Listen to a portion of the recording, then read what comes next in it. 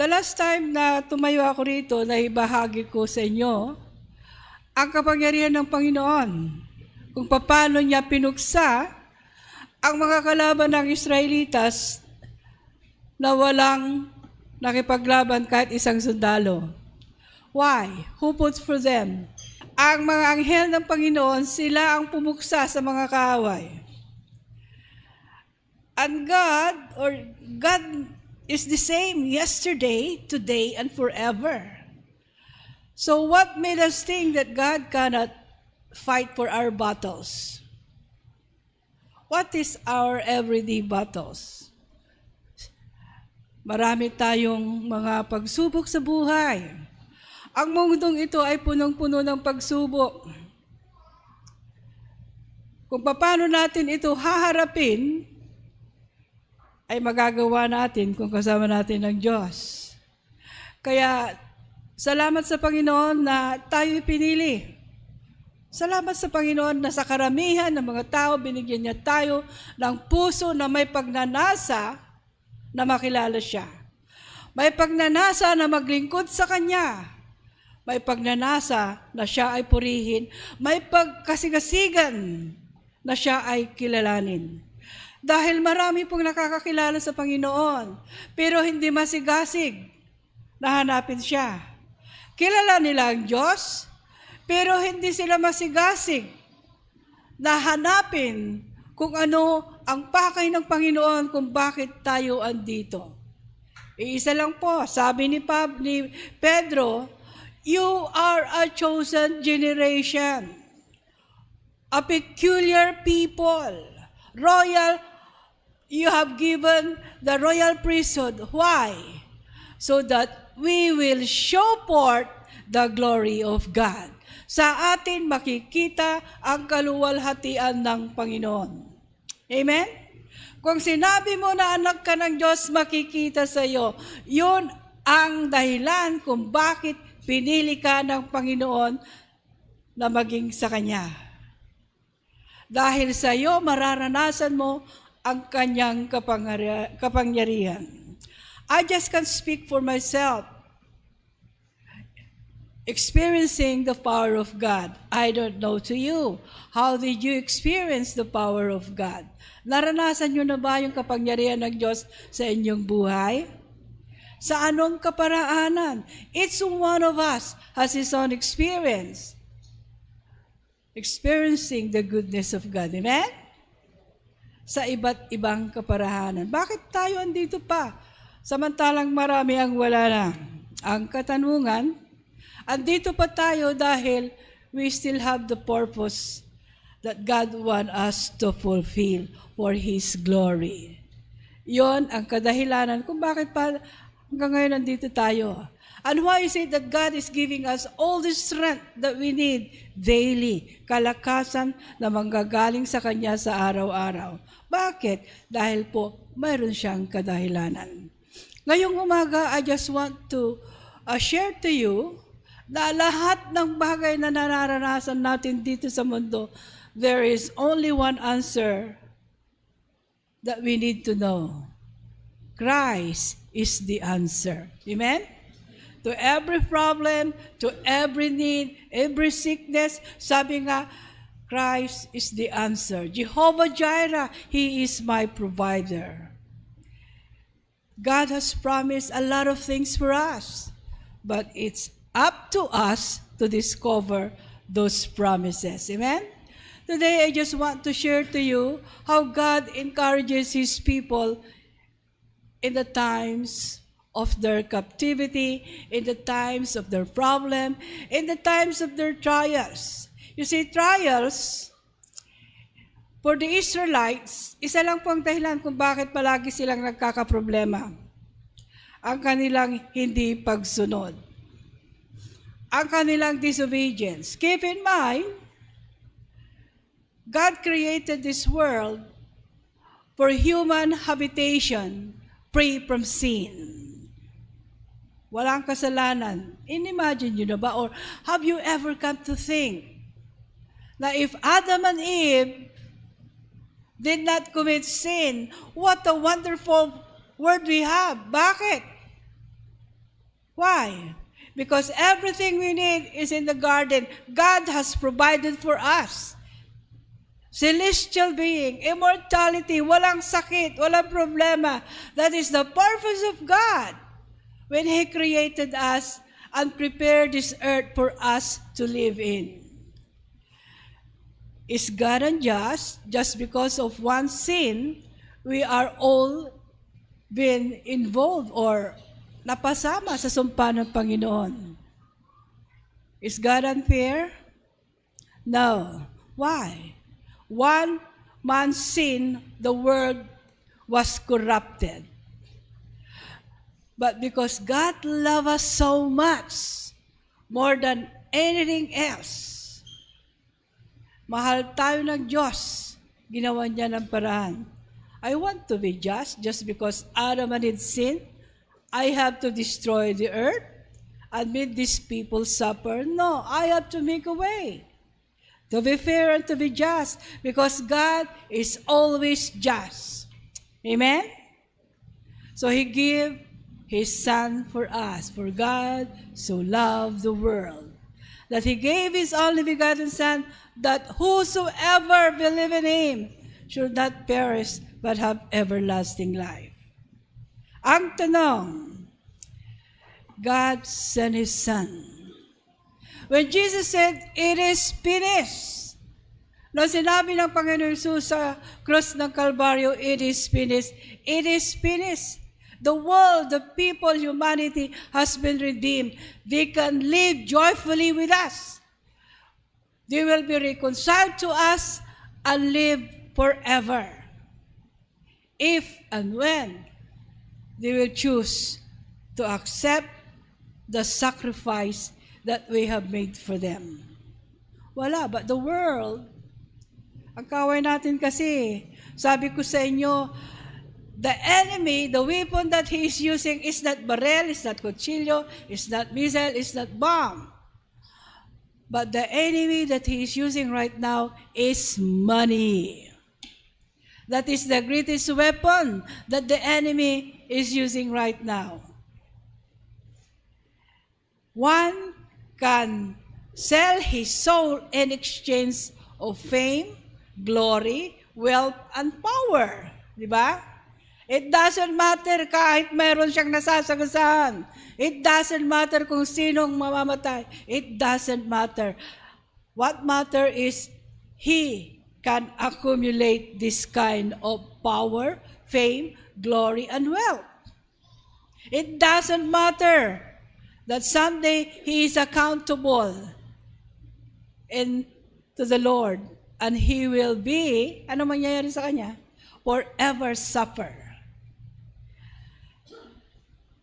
This world has hope. Mayroon pag-asa ang mundong ito kung lahat ng tao ay ibibigay nila ang kanilang pagtitiwala sa Panginoon. Subalit hindi. Mas maraming tao, alam niyo po, nasasabi mo yan, Mama Dang, dahil hindi mo naranasan maghirap. I cannot speak for everyone, but I can speak for myself. Mahirap po ako, pinanganak po ako mahirap. But I did not stay mahirap. I strive because I have the Lord. Kung naranasan yung mabuhay ng maliit na bahay, naranasan po sa aking paglaki. Andun na lahat, kubeta, kusina, kwarto, in one space. Everything is there. Pag uulan, hindi mo alam kung saan ka tutungo. Kung umuulan, hindi mo alam kung saan ka lulugar para hindi ka mabasa. I'm sorry that my two brothers are gone and my mother was gone. It could not test, but I can tell you, we were 4. I was born 4, but I did not stay 4. Why? I strive. Nung lumalaki po ako, hindi ko po naranasan magutom. Bakit po? Masipag po ang aking dalawang kapatid na lalaki. Especially Kuyang Eddie. A very resourceful person. Hindi ka magugutom sa kanya. There's always a way that he can find food. Masipag po siya. And each time I remember him, I said, Lord, sayang. Kung ba sana ang Kuyang Eddie ko ngayon, I have nothing to say. Kuyang pakiayos, kuyang pakigawa, kuyang. That is my brother. Jack of all trade, a very masipag. Ang problema lang niya, addicted siya sa alak. Demonyo siya pag nakainom. But super bait pag siya ay hindi nakakargahan ng alak. You say, I can speak for myself. Kung bakit mahirap ang isang tao because he chose to be mahirap. Kung bakit andyan siya nanatili sa kanyang kinalalagyan because he chose to be there.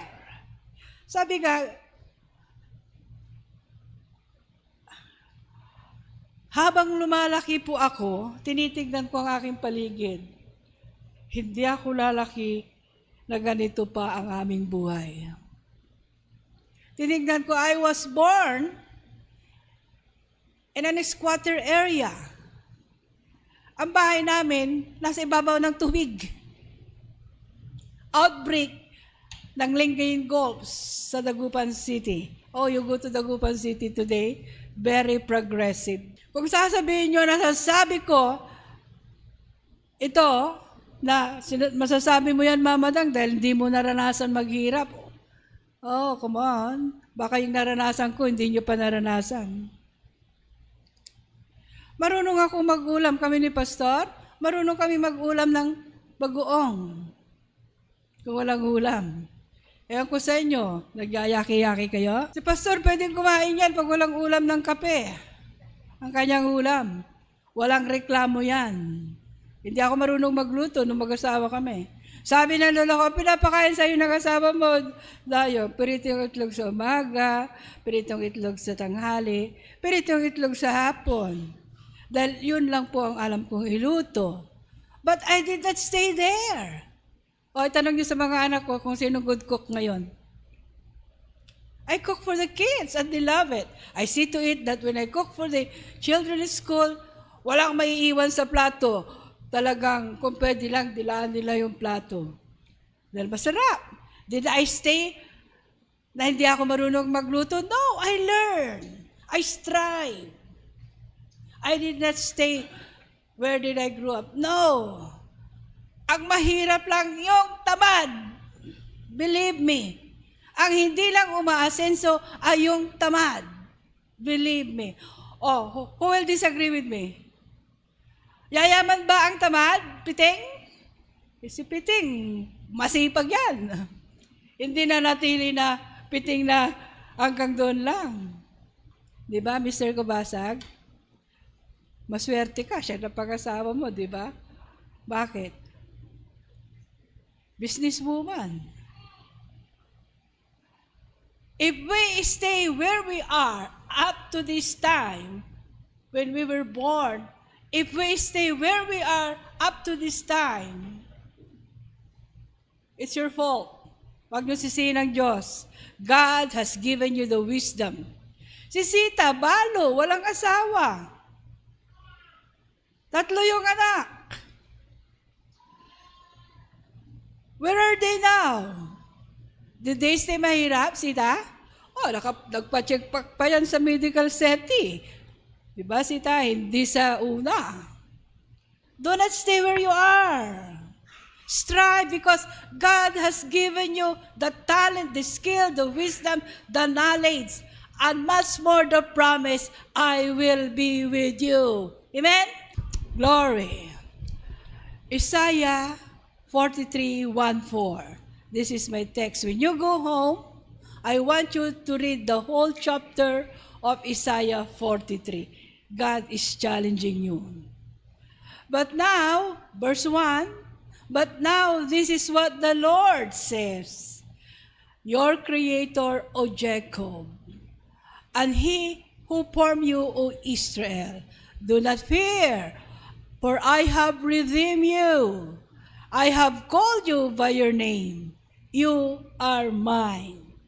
Kung pag-aari ka ng Diyos, if God called you by your name, and He says, you are mine, then all the riches, of this world is yours, is ours. Amen? Why? Because when Jesus said, "It is finished, I have redeemed everything that the enemy had stolen." What did the enemy stolen from us? Marami. Binigyan niya tayo ng sakit. Ginutom tayo. Everything that God has prepared for us, He took it from us. But when Jesus said, "It is finished," hey guys, I have redeemed everything that the enemy had stolen from you. It's now yours. It's up to you how to take it. It's up for us. God give us the skill, the wisdom, the knowledge, and the talent to take back what the enemy had taken from us. Amen? It's up to you. It's up to you. When you pass verse 2, because God says, He is yours now. You are mine. I've called you by your name. In Revelation, when you accept the Lord Jesus Christ as your personal Savior, in Revelation it says, there's a new name written down in glory. Isinulat ng Panginoon ang iyong pangalan sa libro ng buhay at sinabi niya, "You are mine." Now, if God owns you, what are His promises? When you pass through the waters, I will be with you. And through the rivers, they will not overwhelm you. And when you walk through the fire, you will not be scorched, nor will the flame burn you. What a promise. Pag ikaw ay dumaan sa tubig, kasama mo ako. Huwag kang matakot. Kung ikaw ay tatawid sa ilog, hindi ka malulunod. Bakit? Kasama mo ako. I will hold you into my arms. And when you walk through the fire, pag ikaw ay dumaan sa apoy, hindi ka mapapaso at ang apoy ay hindi kanya kakainin. These are analogy which in the Old Testament, nangyari po. Anong nangyari sa mga Israelitas? They passed through the Red Sea. They crossed the River Jordan. Yung Red Sea, bumakas. Yung River Jordan, when they touched down, the Ark of the Covenant, umurong para sa kanila. Nangyari din po yun sa 3 Hebrew children. Doon sila ay tinapon. This is physical, nangyari physical. Doon sila ay itinapon sa pugon ng apoy, hindi sila nasunog. Dahil kasama nila si Jesus doon sa pugon. Amen? The enemy cannot touch you. The enemy cannot burn you. Who is the enemy? The devil. The spiritual evil forces in the heavenly realm. Hindi kanya malalapitan. Why? You are covered by the blood of the Lamb. If you have that kind of hope, then you have nothing to fear. Wala kayong dapat katakutan. What you see, nakikita nyo, but what you see, beyond that, is God is with you. For I am the Lord your God, the Holy One of Israel, your Savior. I have given Egypt as your ransom, and Ethiopia in exchange for you. Ibig sabihin ng Panginoon, pupuksain ko, I have given Egypt for your ransom. Para mailabas niya ang Israelitas through Moses, nung tumawid sila sa dagat ng Red Sea, anong nangyari sa mga Ehipto? They were drowned. I'll rather destroy the Egyptian to save you because you are mine. And the Lord says, I'd rather destroy your enemy. I'd rather destroy your sickness than hurt you. I'd rather destroy the devourer than continue to hurt you, because you are mine. I'd rather destroy all the nation around you to save you, because you are mine. Ano nangyayari ngayon sa Israel? Literal Israel, a very tiny nation. Even though no one will save us, or no alliance will protect us, we have the Lord. And it is so. The most elite soldiers, the most knowledgeable people on earth who can create a weapon that doesn't match to any weapon of the world is in Israel. Why? Because God is with them. So with us, no one can destroy us, no one can touch us, because God is with us. If you acknowledge that God is with you, if you acknowledge that you belong to God, if you acknowledge that you are being embraced by God, nothing can harm you. Amen? Do you believe that? Because you are precious in my sight. The Holy One of Israel, you are honored, and I love you. I don't care if nobody loves me, as long as I can hear the word of the Lord. I love you, Gilda. I will give other men in return for you, and other people in exchange for your life. Ibig sabihin, I will rather destroy them than hurt you. That is the promise of God. If you belong to the Lord, that are His promises. So what are the precious promises made of God to His people in their affliction? His presence with them for their support and their deliverance. Now it's up to us. It is our choice if we will stay in the presence of God always. It is our choice. No matter how busy we are, we choose to be in the presence of the Lord. Madam, palagi na lang ba kami mag-pray-pray? Hindi ko naman sinabing palagi kang luluhod. Pero yes. Ano ang sabi ng Bible? Pray without ceasing, walang katapusan na pananalangin. Paglabas mo, pagpasok mo, manalangin ka. I'm also busy. I wake up 4 o'clock. That is my devotion. Lalabas ako 7:15. Continuous pa rin po yung prayer ko. Because I can pray in my heart and in my mind. I can pray and I can praise the Lord. While cooking, I am praying. While cooking, I'm praising the Lord in my heart and in my mind. I won't give any space in my heart and in my mind that will distract my spiritual connection with God. Hindi ko hayaan ang aking puso at ang aking isipan na mag-iisip ng mga bagay na hindi kahaaya-haya sa harap ng Panginoon. Is it, one time I prayed, is it possible to become holy? Yes. Posible ba na tayo maging banal? Opo. Posible, dahil sabi ni Lord Be holy, for I am holy.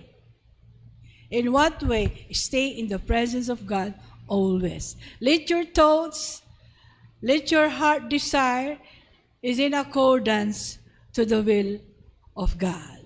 When Jesus said, it is finished, it is finished. Wala na kayong rason. I'm so sad na yung mga nagpapakamatay, dito, it's the end of their problem. Nabalitaan ko, may nagpakamatay dyan. Bakit siya nagpakamatay? Mayroon palang battered husband, no? Kala ko battered wife lang. And then may nagpakamatay dahil sabi nila, pag magpapakamatay ka daw, that's the end of your problem. No way. You just start it's the beginning of your problem because that problem will stay forever. Ang sino mang kukunin ng kanyang buhay ay walang kapatawaran. Because forgiveness can only attend while you are alive on earth. And when you take your life, you have commit murder. You murder yourself. And there is no forgiveness for that. Akala nila, pag namatay sila, okay na. You see, I rather stay alive for 72 and beyond, thanking the Lord for a good health. Because I will not live 100 years, but leave this world and live forever with God. Walang forever sa lupa. Opo, wala. Walang forever. Ang forever lang po ay nasa piling ng Diyos. Forever na kasaganaan, forever na kaluwalhatian. You see, the very reason why God created us is to show Himself to us. Like, why did He chose the Israelites? Para ang mga Israelitas ang magbahagi sa kapaligiran nila, the people surround them, that He is God and there is no one else beside Him. But what happened? Ano ang nangyari? The Israelites was so curious. Basahin nyo ang 43 pag uwi nyo. They were so curious. Bakit ang Diyos nila may mukha, kami wala? Kasi may idol eh. But God showed Himself to them by dividing the sea in their wilderness journey. Umulan ng mana sa langit. Sumama ang tubig sa kanila, may tubig sila. Mayroon silang shade sa araw. Mayroon silang ilaw sa gabi. That is the power of God that no one else can do except Him.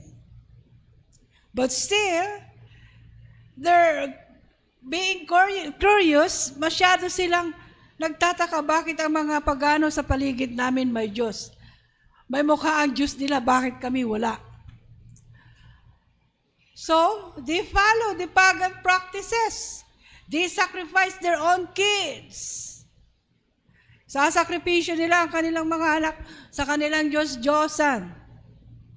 Na ito ang gustong puksain ng Panginoon sa mga hintil o sa mga pagano, na ipakilala niya ang kanyang sarili na siya lang ang Diyos. Dahil hindi nila makita because their eyes were so blinded, because their heart was so close and will not understand the power of God, they disobey Him by worshiping the idols. So anong nangyari? What happened? Sila po ay pinarusahan ng Panginoon. Keep in mind, disobedience has its price. Ang hindi pagsunod sa Panginoon ay may katumbas. Ang pagsunod sa Panginoon ay may katumbas, maluwalhating buhay. Kung bakit masalimot ang buhay ng karamihan sa mundong ito, kahit na sila ay may kayamanan, keep this in mind. Although you gain all the riches of this world, but lose your own soul, it will not profit you anything in the future. Dahil lahat ng kayamanan na bigay ng mundo malulusaw. Kung manunod ho kayo ng mga documentaries, makikita niyo yung malalaking bahay na walang laman. Mansion, castle. Where are they now? You're going to build a castle with all the alila you have, and then one by one you died, walang naiwan, kundi yung bahay. And when you face God, anong ginawa mo sa lupa? Ang yaman mo, sino ang nakinabang? Pamilya ko lang.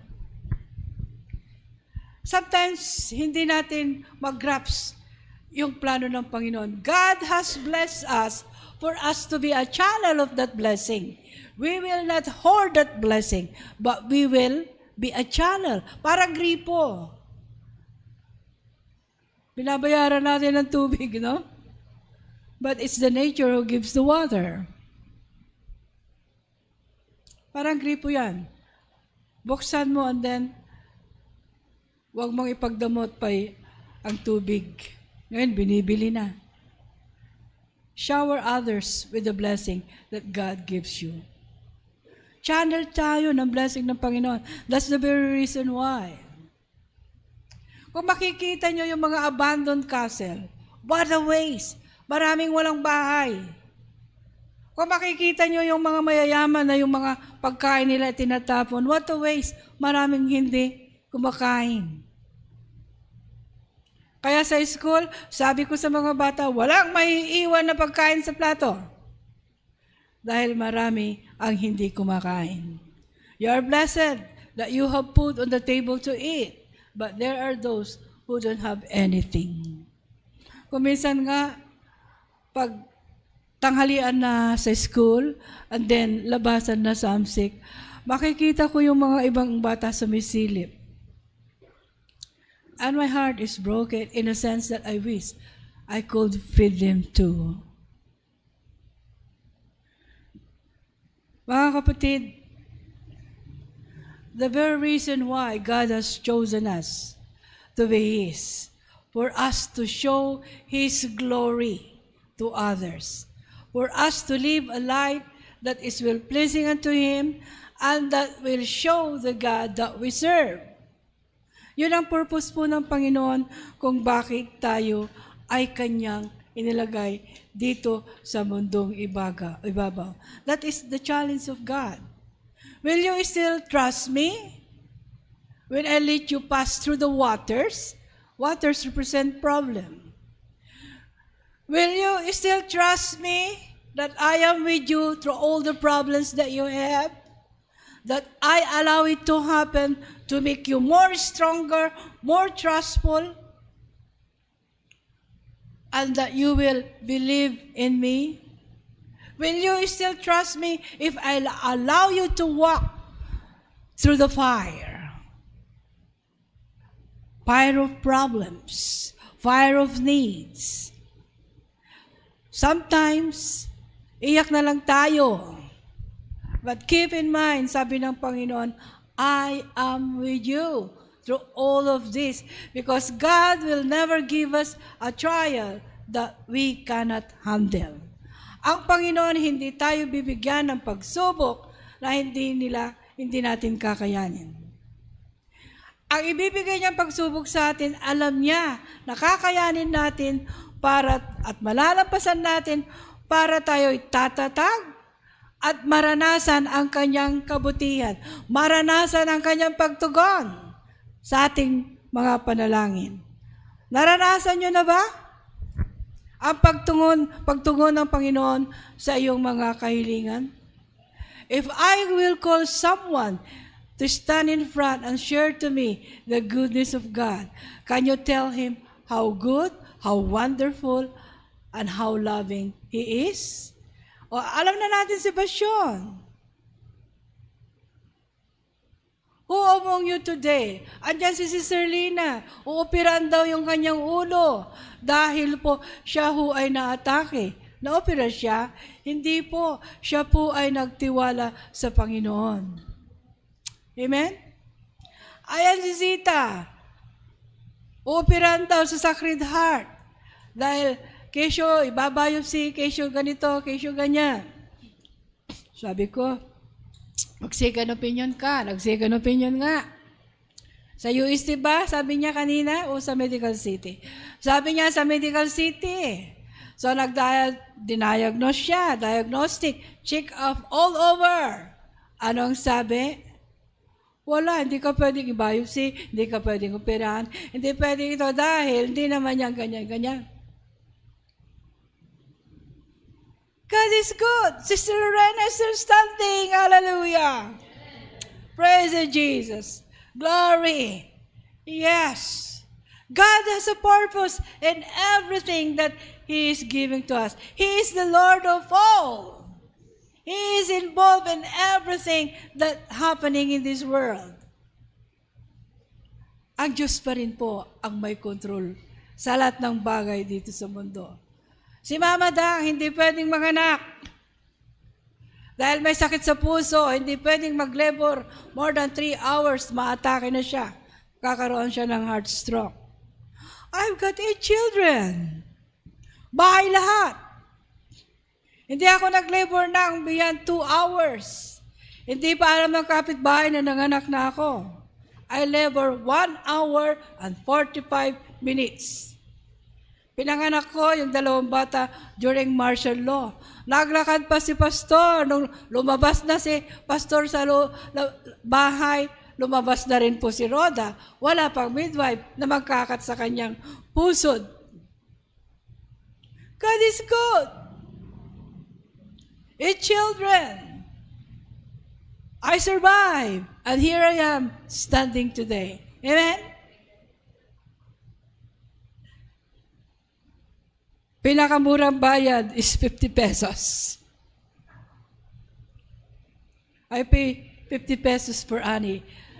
When I give birth to my youngest daughter, Annie, I almost died. Why? Tumaas po yung presyon ko.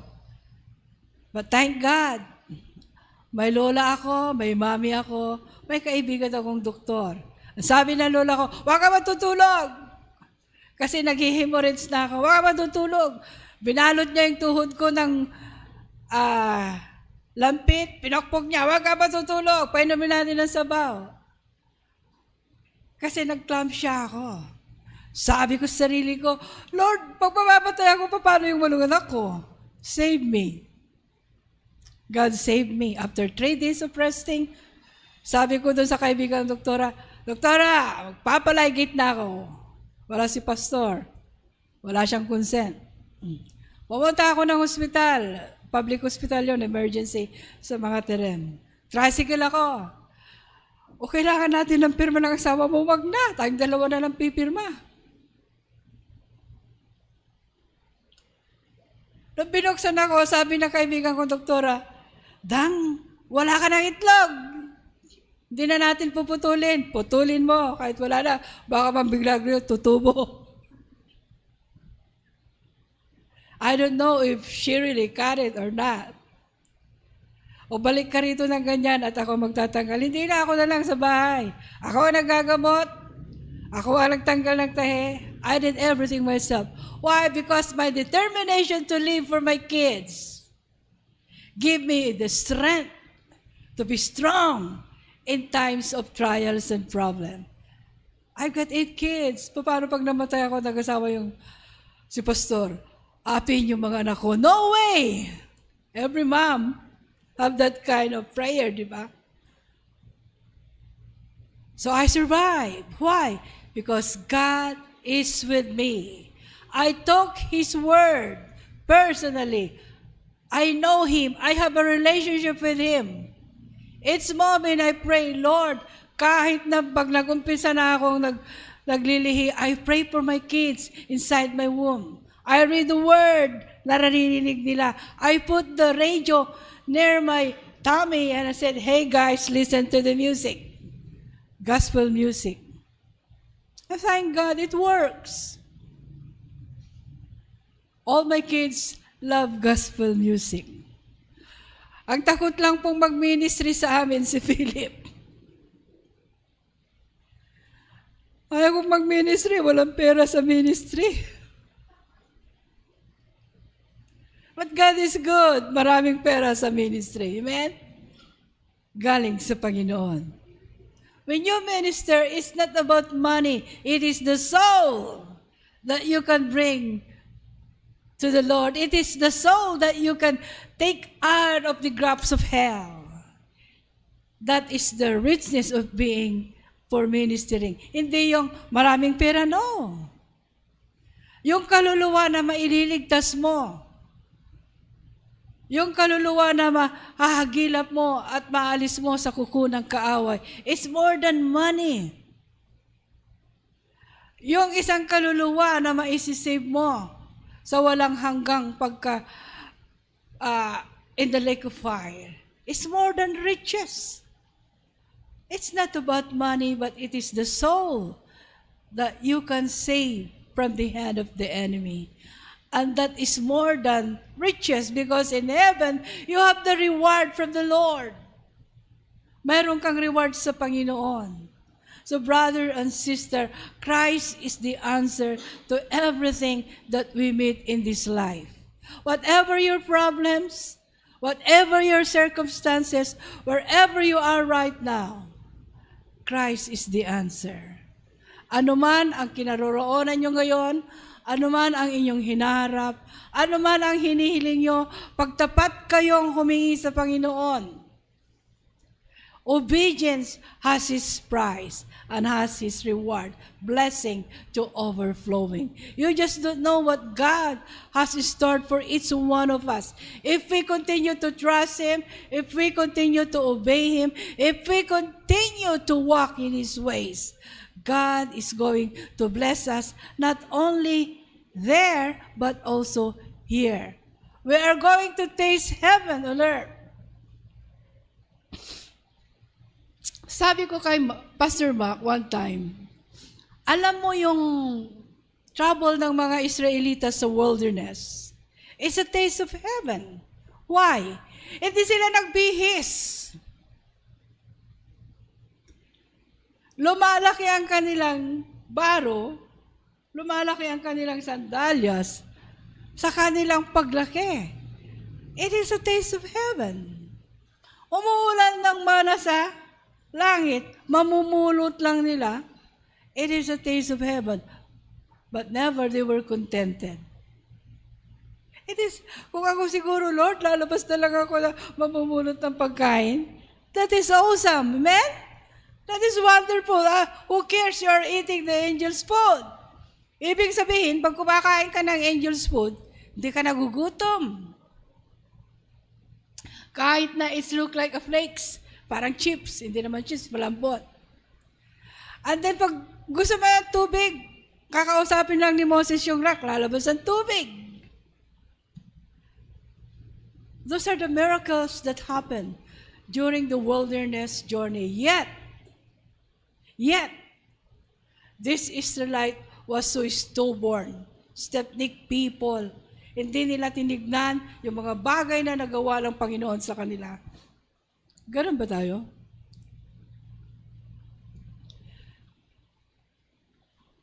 Sabi ng Bible, in the last days, the love of many shall wax cold. Sa mga huling panahon, ang pag-ibig ng mga Kristiyano ay manlalamig. Sana wag po tayong kasama noon. Amen? Because in the last days, isang hakbang na lang, papasok ka na sa langit, doon ka pa sumablay. What a waste, di ba? Isipin po natin, we will not live on this earth 100 years. Ang buhay natin sa lupang ito ay hindi 100 taon. Pag narating nyo yung edad ko, you're blessed. I'm 72. Sinong 72 dyan? Si Mader. Ilang taon ka na, Mader? Ilang taon na si nanay? Pag narating nyo yung edad ko, you are blessed. Amen? Si Sister Lina at ako, magkasing taon yan, 1952. If you reach our age, you're blessed. But we will not live here 100 years. Spend your time with God. Because forever here, wala. Forever there is always forever. Doon mo mararanasan yung buhay na walang hanggan. So what are we going to do? Pagpapalit ba natin ang ating kaluluwa sa mga bagay na ibibigay ng mundong ito? What shall profit a man if he gain the whole world and lose his own soul? Ano nga? Hell. Yun ang profit niya. So if we continue to walk in the presence of the Lord, if we continue to walk in His ways, if we continue to discover more of Him that He wants to share to us, then I assure you, life everlasting is waiting for you in heaven. All the rewards, all the riches that He has stored will be there for you. Ang pagsubok, parang bagyo. Parang bagyo. It won't stay long. Kung naglilinger man yan, hindi na masyadong mabigat. Why? Pinapagaan ng Panginoon. May bagyo bang tumagal ng 1 buwan? Siguro, 3 araw. And then, linggirin lang yung mga rain shower niya at saka thunderstorm. Ganon din po yung problema sa buhay. Lahat ng normal na tao haharap sa challenges of life in this earth. Every one of us is going to face challenges because we are normal people. But then, if you have the Lord with you, walking with you, then you can make it to heaven. Pagkasama mo ang Diyos, dumaan ka man sa tubig, hindi ka malulunod. Pagkasama mo ang Diyos, dumaan ka man sa apoy, hindi ka masusunog. Why? God is going to embrace you and lighten up everything that we face at the challenges of this earth. So in everything we do, keep in mind, Christ is the answer. Siya lang po ang pwedeng tumugon. When God created us, He created us with a vacuum in our heart that only Him can fill it. Nothing more, nothing less. Hindi kayamanan? Kung kayamanan sana, di okay na yung mga mayayaman, no? Ano nangyari? Ano nangyari sa Porac, Pampanga? Hindi na kontento. It doesn't matter kung may mamamatay. It doesn't matter kung may maghihirap. It doesn't matter just as long I have the money. But hindi nila alam, everything is recorded in the hand of God.